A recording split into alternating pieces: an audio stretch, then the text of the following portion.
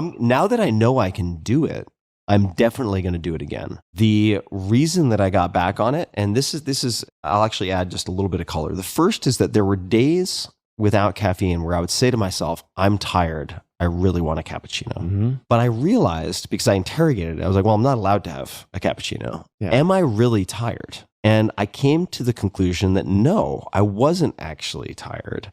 I just wasn't fucking wired. You see what I mean? Like my normal had become multiple coffees in the morning and God knows what else.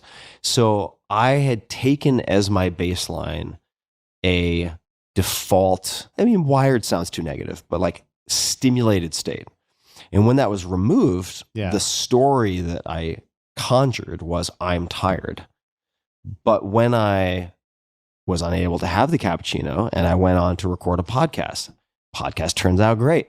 I'm like, okay, let me revisit this. I wasn't tired. I was just calm. Interesting. Crazy. Interesting. And why did I get back on coffee? Coffee for me, I've realized, is probably like alcohol for a lot of folks. And there's sometimes, I'm not going to lie. Look, let's be honest here. Like there are times when it's like, I want to take the edge off. Sure. Have a drink. Yeah. Right.